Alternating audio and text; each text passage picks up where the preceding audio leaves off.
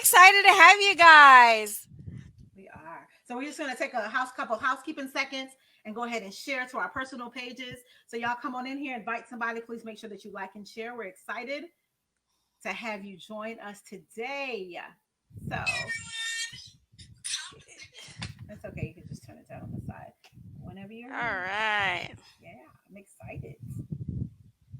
I can figure out how to share this. All right. And hold on. Here we go. There we go. I figured it out. All right. Welcome, guys, to We're Listening, an uncensored account of a Black man's experience in America. Thank you for joining us. My name is Zanet Jackson, and my co host, Lisa Alexander.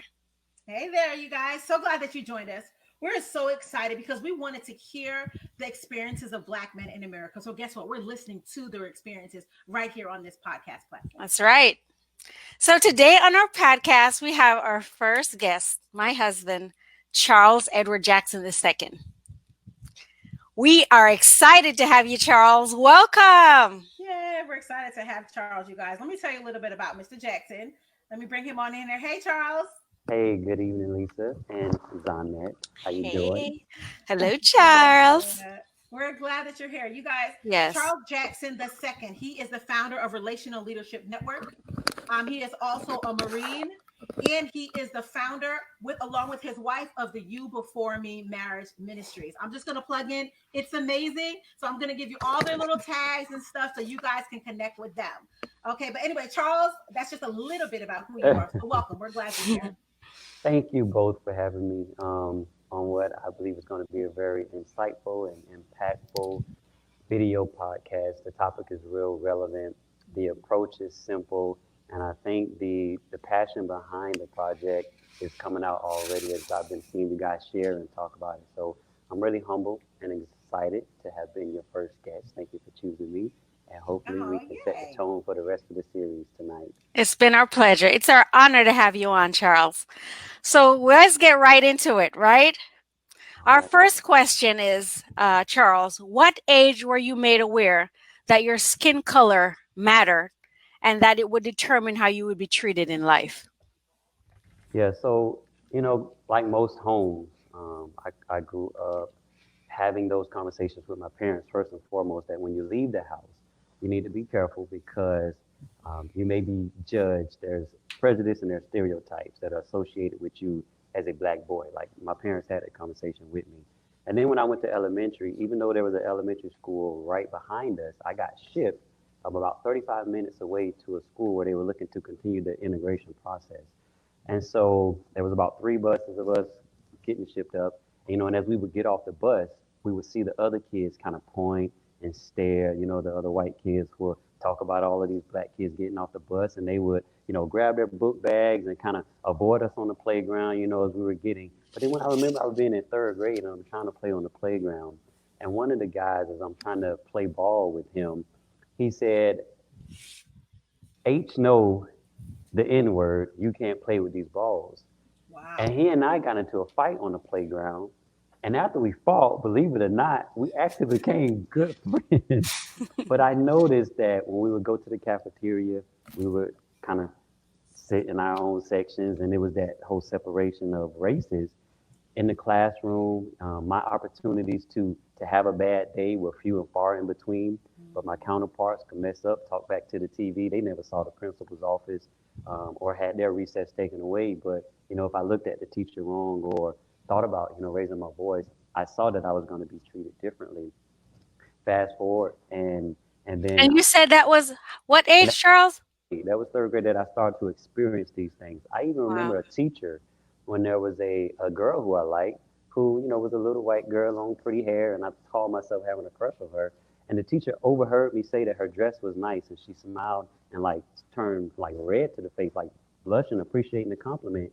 And the teacher said, grabbed her and pulled her to the side, and I could hear her say, "Your parents wouldn't approve of that. You receiving that compliment from that young man, not, you need to look at his race, and your parents wouldn't approve of that." And Wow. so early on, third grade, I began to have those experiences Wow. and knew that what my parents were telling me and what I was seeing on TV at the time, it was true. So yeah. Wow. But I was going to say, you fast forward to now as an adult, and it doesn't stop. Those things kind of carry on. And you have this sense of because of your black skin, you have to be on the alert. So even in department stores, right? I remember recently, I'm now 37 years old, being in a department store, and I'll show you how much I've adjusted to this by sharing this story. And I'm shopping in a major department store. I won't say the name, and there's a clearance going on. I'm trying to find me some joggers, and I'm going through the racks kind of slow, taking my time because I want a specific style and length and color. And I'm noticing other people going through the clearance racks, and I see the cashier. She has her back to me, not really paying me any attention. But I'm always on the alert. If I linger at something too long, I feel like I'm going to draw attention, which I shouldn't be the case, but that's how it is. Right. And so I see her do this and like talk, and she swerves around and like makes eye contact with me, comes rushing over to me. Somebody must have told her, hey, there's a young man behind you, African American, whatever word they use, but she bolts over to me. She said, sir, can I help you find anything? You have any questions about our sales? And I'm like, no, ma'am, I'm okay. I don't need any help. Mind you, she's been at this counter watching all the other people shop, never offered them any assistance. So she leaves, comes back maybe about 5 minutes later. You sure I can't help you, sir? By now, I have a couple items in my hand. And she says, do you want me to keep some of these items? I can keep it at the register for you so you don't have to carry it around. So that way you can just come to the register and check out when you're done. And knowing what she was doing, knowing that at this point I'm being profiled because I've seen it before, right? I said to her in a joking way, in a way to not make her feel too uncomfortable, which now I look back on and like, man, I lived my life doing that. I said, if you start taking everybody's clothes and putting them on your counter, you're going to have this big pile of clothes on the counter. We're not going to be able to see you behind the counter, ma'am. And she kind of laughed it off, but I was hitting at her that, hey, you didn't offer to take anybody else's clothes to the register, and I know Right. why you asked me. It's because you think I might run out of here with something. So from Wow. third grade all the way up to, just several months ago, it hasn't Wow. stopped and it hasn't changed. That is profound. I mean, it's honestly kind of crazy to be honest with you to think Yeah. that starting in third grade all up until Yeah. now you've had to deal with that. Yeah, And it's heartbreaking to hear that you're still experiencing that like recently. That just breaks my heart because you want to feel like there's progress. We're not where we were when you were in third grade. But right. that's not the case because you're still experiencing it. And it's not like you dress like a thug and you look suspicious. You're actually a very intelligent, well articulated, well dressed individual who looks upstanding. So that just blows my mind that even in, right now in our current state, 2020, that you have to experience that, Charles. You Yeah, said something that was very profound. You said, I, that's how I live my life. Now I'm looking back, that's how I live my life most of the time. Can you kind of talk a little bit more about that? absolutely. And that's it wasn't until recent with the civil unrest and everything that's unfolded that I got to a place that I would even acknowledge how I've adjusted my life being in America as a black man, understanding what I was up against, understanding the odds, understanding the preconceived notions about my black skin, right? I would be very calculated when I leave the house. Everything that I did out and about in public, it was really intentional, it was really calculated because I wanted to be perceived a certain way. I wanted to sort of separate myself because I thought what it was is that white people or people who are non-whites, the problem was with certain blacks, like those who dressed a certain way, act a certain way, looked a certain way. So I would try to adjust and be the complete opposite because I saw if I did those things and went out my way to make a white person feel comfortable around me. Not that I sat down and before I left the house, I said, oh, I need to make people feel comfortable around me. But I noticed that as people got comfortable with me and begin to say things like, oh, Charles, you're different, or you're cool, or you dress different. Charles, you don't act like you're black. I've had people say that to me before. Charles, you don't act like you're black. You drive a truck, you got an RV, you like to fish. And it's like, okay, what does it mean to act black or dress Right. black? That was my It, next question. So what it's is it that they're letting it let expecting? me yeah, it let me know that they have a certain association with black Right. people and I wasn't meeting it. And so now I get to move into a different group of that exception.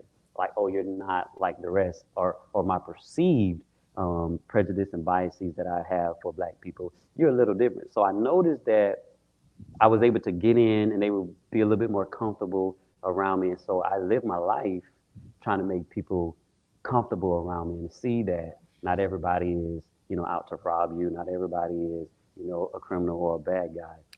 But once you get into that group and they do accept you, then now it's something that you have to maintain. And so now you have that mental exhaustion, right, from trying to help people be comfortable. Prime example, when all of the civil unrest started and you saw a lot of people coming out and now whites trying to figure out how to respond, blacks trying to figure out how to Right. respond. I went back into an office where I go quite often and I know the people there very well and I run into the same people. But one particular person who I usually have a conversation with came around the corner when he saw me, he like paused and like was like, "Oh snap," because it's the first time we've met and seen each other since all the civil unrest. And he like paused. Normally he walked right up to me, "Hey, what's up, Charles? Good to see you." But it was like this pause, and I could tell in his face that Wow. he was trying to figure out how to approach me. If I Right. feel different about him, or if he should feel different about me, right? Because again, all of the chaos. And immediately, my immediate reaction was make him feel comfortable. So I made a joke, asked him about his family, asked him Wow. about the weekend. It's good to see you, brother. And I was the one that initiated that. And I've been doing that all my life, or at Yeah. least when I got to the age of knowing that, okay, that affects how people treat me. Yeah. Well, That honestly, that that sounds exhausting. exactly. That's what I was gonna say. I mean, to be doing that all of your life, and you seem to have a lot of white friends, Charles, right? You have a lot of you're very eclectic. You have friends of all different, social stats. So, Right? but you have some close friends that are white. So how are you able to? And have you seen any difference, within that little space of what we're going through now, and your relationship with them? Have you seen any difference there? Yeah, well, there is a difference because things that people who I've already been close to, as far as white friends, white associates, colleagues, whomever, like there's a sense of awareness right now that is going on where people are saying, "Oh snap! I think I've been in my own little zone, my own little bubble," and not really acknowledging the Right. fact that a black man still has a heart in this country, despite all of the civil laws that we have enacted and the advances that we think we made from a legal standpoint. So I do feel like when I have conversations with my friends, and I have genuine friends who have never discriminated against me, treated me differently, probably don't treat any other black differently, but maybe they just haven't acknowledged that there is a difference between white and black in America. That Gotcha. even now when we connect, it's more intimate.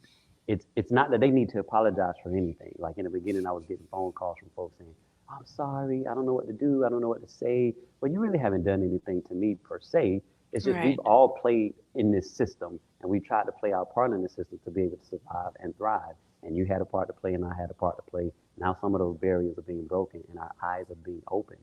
Because see, we had Civil Rights Act since 1866 was the first one, another one in 1964. And that changed certain things. If you're born in America, you have equal rights to housing, you can vote, education, and all those things on Hmm. paper. But no Civil Rights Act, no law, no legislation can eradicate the hate in a man's heart.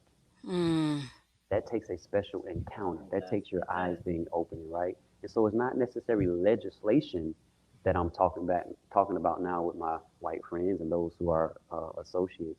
It's more mm, of what's in our hearts that we've held about the opposite race Jesus. and their role in this country, and how I've perpetuated those different stereotypes and biases knowingly and unknowingly. So, Charles, my next question for you is how do you feel in the presence of a white person? Do you think that your feelings change if you're in the presence? And this is the second part of the question. How do you feel in the presence of a white person? And do you feel different in the presence of a white male versus a white female? Yeah, so I think because I've been so intentional, Lisa, because that's a very good question about allowing my character to be what drives my conversations with a white man, a white woman. I'm very comfortable around a white person as I am a black person. I just think what happens is you stop at a certain place when it comes to that level of vulnerability because a certain Mm, level of trust haven't been established. right? For me to be Wow. vulnerable with you, like truly vulnerable, and invite you into that intimate space when we talk about being in a close relationship with somebody, it takes a certain level of trust to be established. And so I think I've had degrees to where with relationships, trust has been established, whether it's a man or a woman, right? I kind of, it just doesn't matter. No matter what the situation is, I'm always trying to extend more trust because I know I teach relationships that it's only through close, intimate relationships that we can gain understanding of one another, not fear Mm, one another, not hate one another, that we can yeah, resolve conflicts quickly. So I'm very intentional about that. Not that's a not just great with a white point. person, but with a black person, with a man, with a woman, or Yeah, a girl. And I think we all need to do that. But I do very good sometimes point. feel more judged, as you will, by a white man than I do a white woman, Okay. right? But my approach is kind of still the same. And Okay.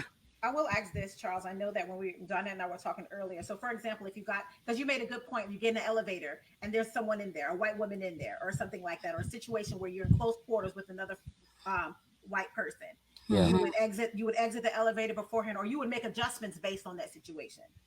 right. Um, it, it's funny, Lisa. It's because I've seen how I'm perceived, right, from afar until a person gets to know me. Especially if I'm dressed a certain way. So for instance, if I'm walking down the street, right, and I could be walking from afar, and I'll see a lady, white lady, say coming down the street. I've seen this literally. White lady coming down the street. She's walking her dog, and there's people in front of us. And she speaks to them. She got a smile. Some of them even stop to pet the dog. But then I notice that she sees me and my group coming from afar, me and a group of brothers. It's kind of like the smile leaves. There's a sense of anxiety that kind of falls over her face, a countenance shifts. She may not make eye contact, trying to avoid the eye contact, take a longer path than she did when she was walking by, the people. And so what I've got accustomed to is in those situations, I'm kind of make the same break and I'll adjust off and go this way, to pull away that threat, right? To make her see, I'm just out with my boys having a good time. I'm no threat to you, ma'am. And just kind of do that same little sidestep, that I saw her do. And again, this is stuff that it's happening so fast and in the moment and so regularly that I never really thought about it and processed it until I sat Yeah. down and, I've been writing and the writing is turning into a book, which, hopefully we'll be able to release and share at the end of this year. And through this writing and through these Yeah. courageous and uncomfortable conversations that I've been having with friends and associates, I'm realizing how I've adjusted myself to try and make it in this world as a black man or in America in particular. So my next question is, Charles, and I think you've answered it. You've given us a few examples, but I want you to give me a specific example of Okay. a painful experience or memory that when you were blatantly treated unjustly based on your race. So we just talked about being in the department store. Okay. Also, I've been driving, right? I remember in college and I'm going, as I get off from work, because I'm working while I'm in school, and I would get off about 10:30 from my shift working as a debt consolidation agent, right? And so I get off about 10:30 and I would go to my friend's house who stayed probably about 30 minutes from where I worked. And every night when we got off, I went over there and we kind of hung out. Now it's an affluent neighborhood, which is up north from where I normally live in the neighborhood where I grew up. It was a very affluent neighborhood. And after about 2 weeks, they would say, man, our neighbors, they kind of don't like us being here. They don't speak to us. They speak to everybody else. They have these community things and everybody get a flyer on their door and we don't get one, right? So they had shared that.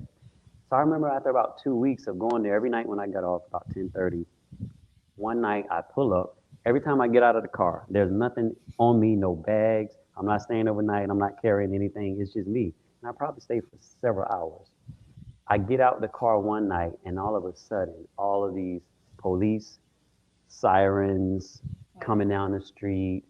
They about 4 or 5 cops pull up, guns out, tell me to stop, stay where I'm at, and get on the ground. I stop, get on the ground as they ask me. I'm not even asking any questions. I'm really trying to figure out, do they really want me? And so one guy pulls me up, son, what are you doing here? I said, I'm coming to visit my friends. Well, we got a call that there's a black guy bringing drugs into this neighborhood. and somebody said that it was you. Wow. And I said, so I'm just a college kid coming here to see my friends, and they live right here. And so he specifically said, we got a call that there's a black man bringing in drugs, right? We want to search your vehicle. And at the time, I didn't know about law. I ended up studying law in college. My undergrad is in social and criminal justice. And I consented to the search, which, and I'll tell you why I hesitate now. I cringe every time I think about it, but I let them search the car. They had dogs. They opened up the doors. They searched in and out, right? While I'm standing in the back and they're questioning me about my life, what I'm doing, what business I got in this neighborhood. They didn't find anything, closed the door, and let me go. But afterwards, I was like, man, what if they tried to plant something on me, right? What if they, try to find a way to make something stick? Because that's how now, as a black man, I have to think living in this world. But the fact that the report said there's a black man, bringing in drugs, and they came in Yeah. with no evidence, guns out, threw me on the ground, college kid, 19 years old. Again, yeah, Wow. those experiences. Wow. What was the Yep. outcome? Outcome, no ticket, no apology or anything like that. They just kind of told, well, son, one of the officers did say, almost 11 o'clock, you probably shouldn't be out this time of night and there won't be any confusion. Really? So you're not allowed to Mm. be out at Now I'm 11 not being o'clock. out at night. Right. You can't be out black and be out at 11. Yeah. It's So, unreal. And I hate and that a you lot of had that, to endure that. yeah, a lot of those things don't get processed until much later in life. Yeah. Wow. Yeah. So I'm I have sorry to hear that. But with all of that, it is never given me ill feelings toward every white person. It's never right, created this hate in me. It's right. never stopped me from wanting to Mm. love and build good relationships with people and work hard to show the complete opposite of what has been perceived in me. It's never given me a sense of I want revenge and I hate all white people. Like I'm still fighting for unity, equality. It's still in me despite Yeah. harsh treatment. And I know my stories might not be as bad as some of the other people that live, Yeah. but I'm just sharing my experiences. Yeah. Wow. But I can see how that could cause someone to have a Yeah. hardened heart and be offended, or affected by that situation. So my next question is this, and I know that when because the whole point of this podcast really stemmed from Zanette's heart of Hmm. seeing being a black wife and a black mother. You guys have two young boys. Right. And as myself as a black wife and a black mother to a black son, it's important, especially after the George Floyd situation. Again, let's Yeah. just talk about the fact that that was just caught on camera, and even after they talked about that, tons more came after that and before Yeah. that. So my question to you is, how do you feel when it comes to protecting your children from negative experiences that might result from their skin color? Yeah, that's a tough one, Lisa, because I want to raise respectable, honorable, hardworking men, right? I want, like, a motto in our house is you honor yourself, you honor your family, you honor others, and you honor God. Like, if every decision you make, you think about those four things. Does it honor myself, who I am, my parents say I am? Does it honor my family? Does it honor God? Am I being honoring to others? Like, Yeah. I raise them to think like that, and I go out my way to make sure that they carry themselves a certain way. But I've also gone out my way to kind of shelter them and protect them from, again, that certain image, right? I wouldn't let them twist their hair and not have, no, sir, you're going to have a clean cut. I don't let them wear their jeans with cut off jeans, and I wouldn't let them hang out with certain crowds because I didn't want them to be out and about and be in the wrong place at the wrong time. Mm. And some cop, or that 1% of cops who is racist, or the person who just has hate for black people, these deputize themselves and decide to do a Trayvon Martin on my son or something. So I really sheltered them and protected them. And sometimes I'm really hard on them really just being boys and having Yeah. as boys in this country, because I know that their black skin and getting them into trouble, that when they're hanging with their white friends or friends who are not white, it won't necessarily be the case for them. So I really do go out my way to teach them to do some of the same things that I was doing. But it's like, man, is that fair to them to teach them? Yeah. Be extra polite to people because Mm. you're trying to break through barriers. And to now that to be exhausting to them. If a cop pull you Yeah. over, put your hands on the dash, just lay flat, don't say a word, but you can speak. So it's like, yeah, I teach them to respect everybody, but now I have to teach them don't say a word, don't make a false move, and you kind of emasculate a man Yeah. when you tell them to just forget your rights, Yeah. forget Right. your freedom to speak, forget asking, even what did I do? Don't do any of that because you're black. It won't end well for you. Yeah. Fair, but that's what I've done because I want them to come back home safely. Yeah. I think that too kind of strips their innocence a little bit. And what a burden. And I think sometimes the boys do feel a level of Yeah, frustration and exhaustion from Charles trying to get them to understand that your skin color will determine how you're treated, and just him making, taking all the precautions, like he said, to say you can't do this, you can't do that. I think sometimes it has gotten exhausting because unfortunately they're experiencing life completely different from a white kid would, or a hmm, white boy would, and so when they're hanging out with their friends, because we teach them that you just choose your friends not based on your color, choose them right. based on their character. So they have white friends and friends of other different colors, and so we have to have these conversations with them when they're around them, because we want them to be aware, and we don't want them to Yeah, get into some kind of hiccup where they're being so innocent, but their skin color determines how they're treated. So it's exhausting, and it's frustrating, and it's totally not fair, but it is where we're at and where we're living, and these are conversations we have to have with the boys, unfortunately. right. So my next question to you, Charles, Okay.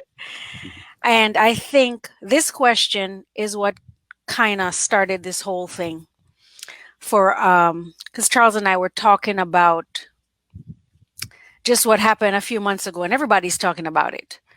Um, what impact did George Floyd's death have on you? Yeah. Um, I I think I'll start here. I have to, in full transparency, say that I think in America we had become so desensitized, or let me say, I even had become so desensitized to the black corpse, like a black man dead in the streets.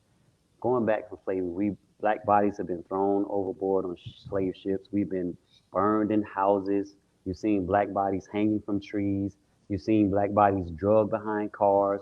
You've seen black bodies slain in churches and bloodbaths. You've True. seen us shot in the streets by cops while we're, resisting arrest or just in a routine stop, just sitting in my car reaching for my driver's license. And so I think I had got to a point, and I'm just going to speak for me, even though I think I'm not the only one, that we have gotten desensitized to the black corpse being in the streets, right? Mike Brown's body laid in the street for like 4 hours just bleeding, right? And like that was the norm for us. But with George Floyd, as I watched that 8 minutes and 46 seconds of that cop, mind you, on the heels of COVID-19, with all of these anxieties with health and Right. this new place we were in and all of these scares.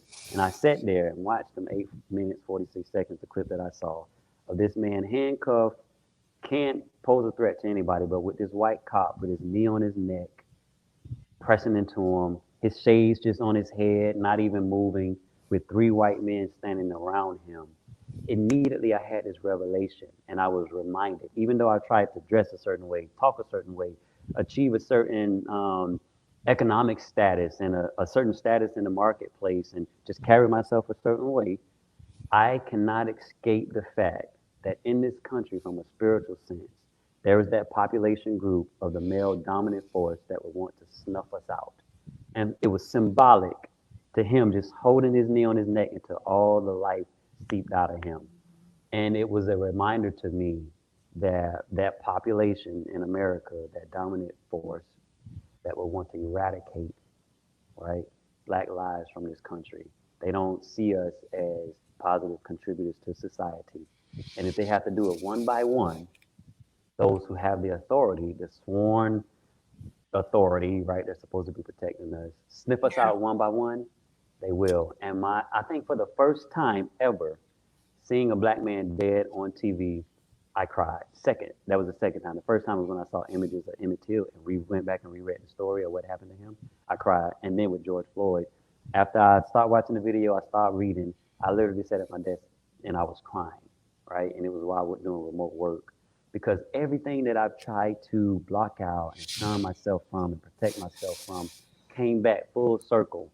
And I was reminded, served in the military, done all these great things, trying to be a leader, fighting for equality, treating everybody the same. At the end of the day, I cannot step outside of my black skin and escape the fact that I'm seen as low down, good for nothing by the majority of people in this country. And if they could just do away with us, they would. And that was a reminder for me that we still have a long ways to go. Martin Luther King didn't get it done. They made us a lot of progress, but it did not get done. Legality, laws are not going to eradicate hate. I saw hate. And people call me and ask me, how can those three guys just stand around him watching and not do anything? Because they represent, even though they weren't the ones with their knee on his neck, they have that same belief that, man, if I could be the one to do it, I would, because I feel the same way he feels. Wow. Wow. That's a powerful statement, Charles. Wow. Yeah. I don't think I'll ever get to a point where I can hear or think about the video or the story of George Floyd and not get teary eyed and moved by just what took place.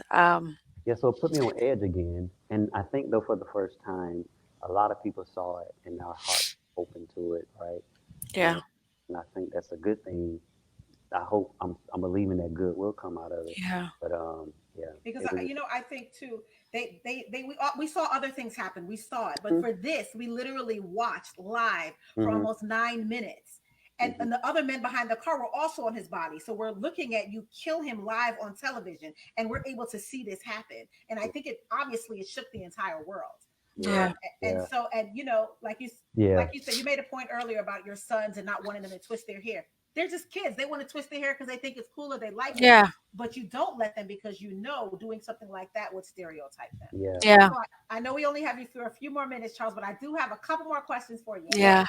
So, if you could change one misconception or stereotype about Black men, what would it be? Um, that we're violent and aggressive, and we I just feel like we've be, and it probably stemmed from now coming out of slavery. We would fight, we would run, because we're enslaved, and then we get out post slave, and we're still fighting for change because we still feel like even though we don't have physical chains on us, we're still enslaved. And so yeah, we do have this sort of history. If you look at it, that's why I say black men, we have work to do too. It's not just on white people to bring change. Where we've had moments where we had to be aggressive and let somebody know that, okay, I'm tired of it, I'm sick, and it comes out as aggression. But I want them to see that not all people, not all black men, right, are drug dealers, gangbangers, can't be trusted, Mm-hmm. or just baby daddies having babies and not taking care of them. Like I don't think it's fair that just because I'm black, I have to fight against that notion that I'm not a positive contributor to society. Yes, And if sir. you can look through the history books and they talk about Black History Month and all that black people are doing, and they celebrate it to a degree, but just in everyday life, I feel like when I walk down the street, people see me as more of a threat than they do as just a friendly face walking down the street with his dog or to go get ice cream with his family or out on a jog because he wants to stay fit. Yeah. Yeah. I wrote down what you said. Actually, you're automatically perceived as a threat because of your skin color. And I Yeah. thought Wow. that was a really powerful statement that you made earlier. It certainly is. Wow. What a way to and Hmm. I implore if you are a white friend, a white person listening, to just think about that for just a second.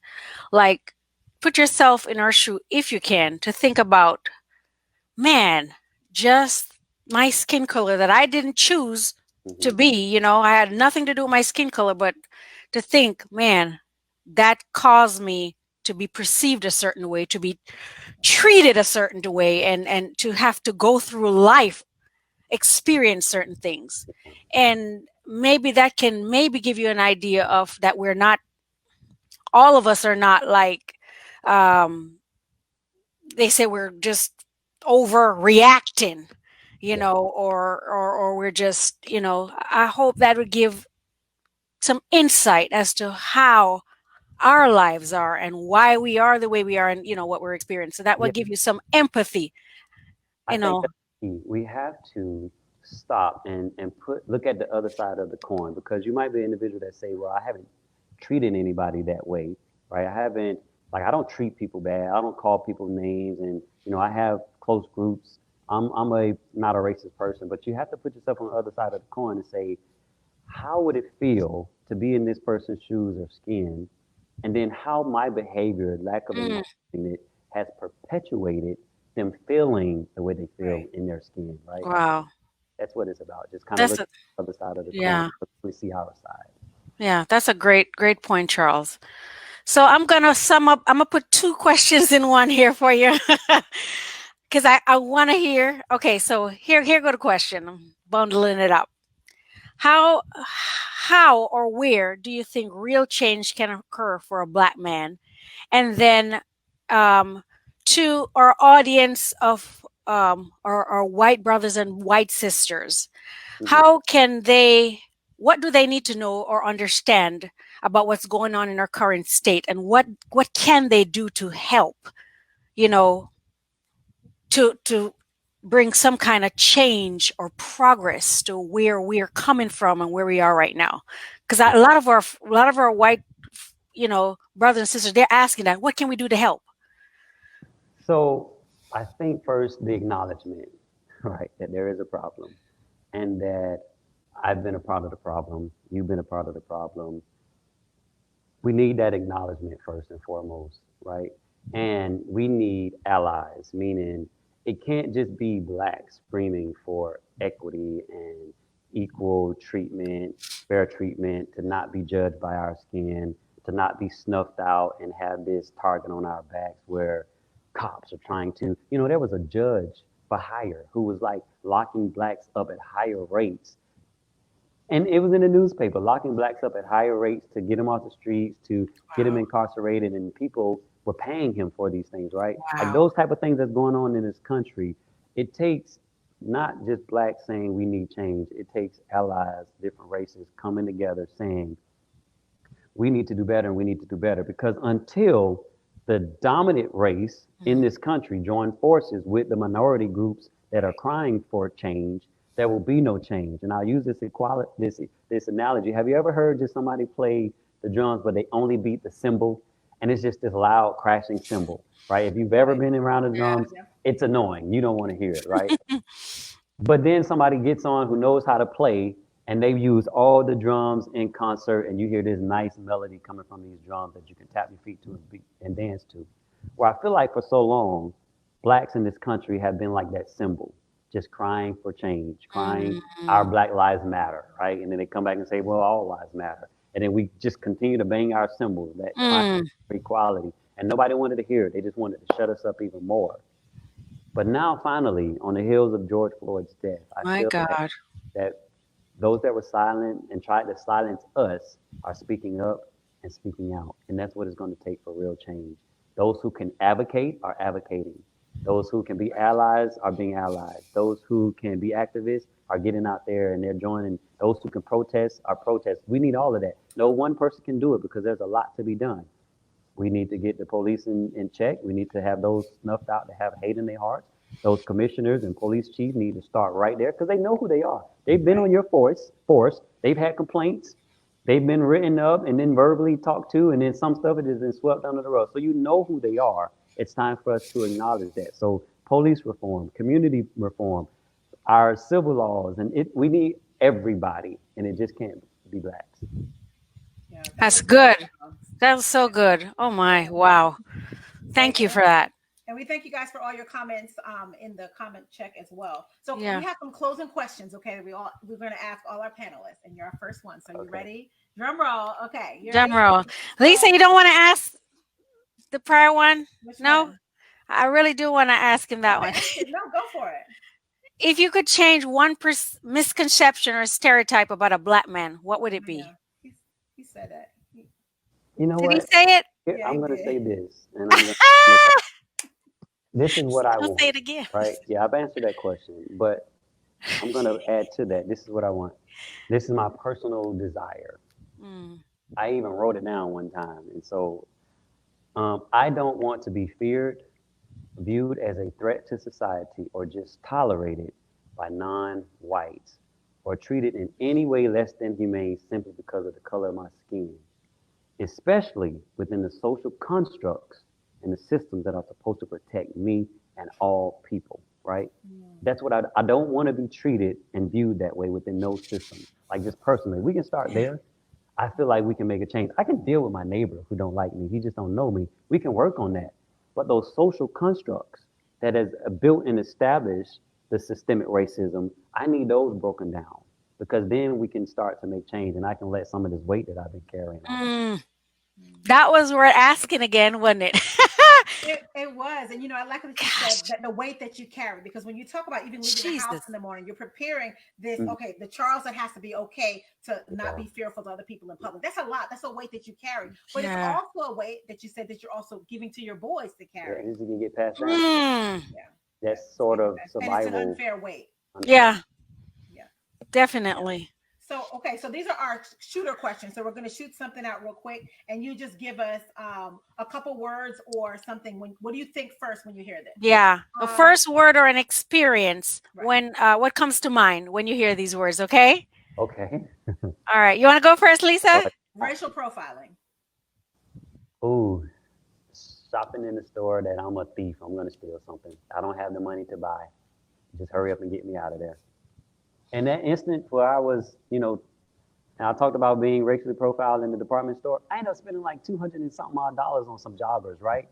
Just I'm spending my money just like anybody else. And Right. afterwards, when I thought about it, I felt mad that I Yeah. let them treat me that way, and I still went in there and Make spent my money. money. It's like, where else am I gonna go to get my joggers? I'll just wear holy jeans or something. Yeah. But I'm mad too I that was you gave them your money. frustrated Now I'm mad, afterwards. Charles. I was I know. frustrated that I had spent that much in that place after Yeah. being treated that way. But it's like, what you got to do? You can't walk around with no clothes on, but Yeah. start my own brand or go wear FUBU, or buy Damon, you know. Yep. Z, you're up. Okay, so our next word is stereotype.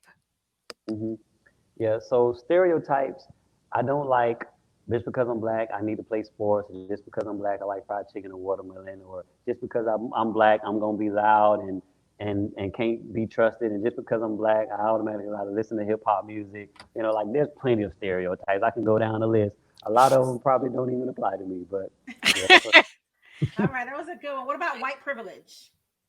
So white privilege, although every man has his or her share of heartache, right, and struggles, a white man or white woman in this country will never have it hard simply because of the color of their skin. Right. Like people argue me all the time, there's no white privilege. What is white privilege? Everybody has a struggle, yes, but you will never have it hard simply because of the color of your skin. And for that, Mm, Boom. you are privileged. Boom.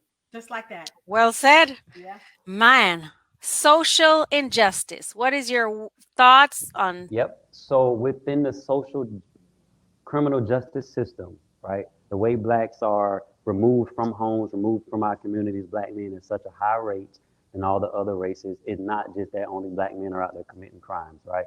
I think we need to get that in order where we're not filling up the prisons.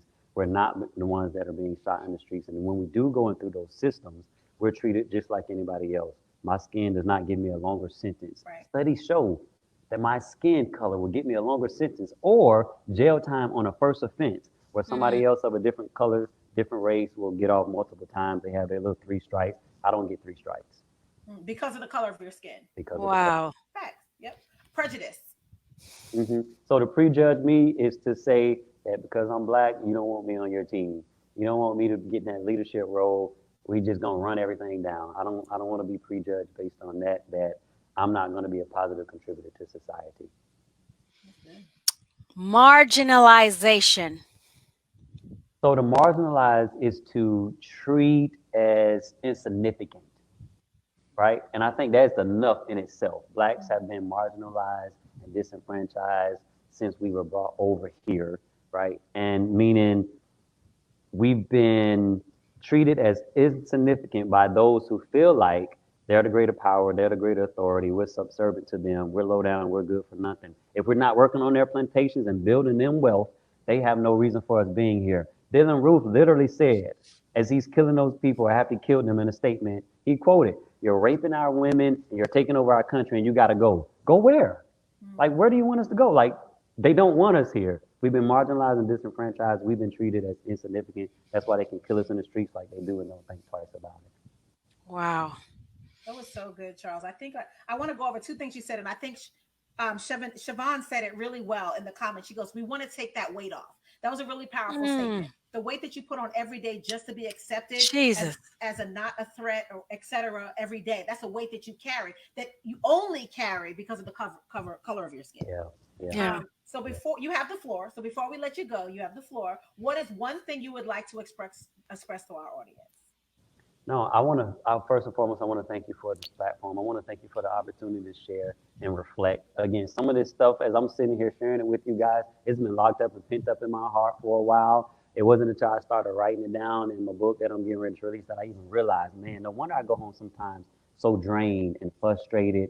And I'm thinking it's because of the finances, or I had a bad proposal, or I didn't get the contract, or I didn't get the job, or the car broke down, or I'm frustrated with my wife or the kids. No, it's that weight and that pressure from trying to be accepted as a black man in this society when I leave My the God. door that has me physically and mentally, emotionally exhausted and sometimes downright frustrated. And I couldn't even put a pin on it. Sometimes my lovely wife, who was right there on the screen, would say, "What's wrong with you?" I couldn't even tell her what was wrong with me.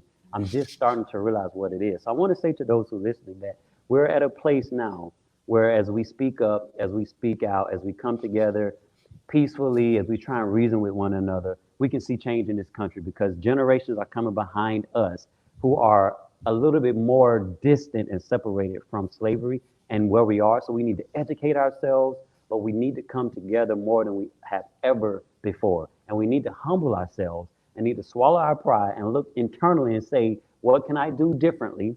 What have I been doing to be a part of the problem? And what do I need to do now to be a part of the solution? That's black, white, man, woman, boy, and girl. It's going to take all of us. Wow. Awesome. So, Well Charles, said. you did mention a book, so let's just hit that real quick. First of all, Oh, so hold on. excited. Let me put up a couple things across the bottom of the screen. You're going to see how you can get in contact with Charles. He is the founder of the Relationship Leadership Network. I'm telling you, every week he is bringing us power packed Yes. leaders. Okay, so that Yeah. is how you can contact him on Facebook. I got to brag on you, Charles, because Thank you look you. Yeah. good. You And want to you be a good leader? Check that guy out. I have to agree. And you before me, they are amazing marriage coaches, both of them. 12 years you've been married, is that right? 14. Oh my gosh, I took 2 years off, 14 years. And so they literally are marriage coaches.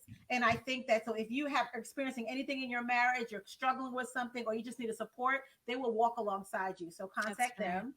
And so, Charles, please, before we go, you have a book coming out very soon. Ah! Yeah, I noticed that I dropped that a couple You times. did, you did. It's because I'm excited. That's what's at my heart right now. Never call myself an activist, but God put something in my heart, and it's really just my account, right? Almost like your podcast here, just an uncensored, a real account of being black in America. I've always felt like whites see me as low down, good for nothing, and that's why I'm treated the way I am. And I've worked extremely hard to rewrite that narrative. Mm, And this is really me just sharing an account of being black in America and how majority of the times I'm perceived as low down, good for nothing, and that is the title, and it should be ready late August, and so I'll keep you guys posted so that ooh, ooh. there. But Yeah. yeah, I'm Okay. excited about So when that book comes out, we have to have you back. A low down dirt. I love it. it. I Yep, love Love it. down, Love good good. for nothing. So I'm for if so you proud of you, baby. Aw. If you are a black man and you are interested in sharing your personal experience of being a black man in America, we're listening to your experience and we want to Mm. hear it. And so if you see on the bottom of the screen pop up, please feel free to inbox us on Facebook or That's right. email us at a black man's experience at gmail.com. That's right. And guys, we are so Charles, we just want to thank you once again.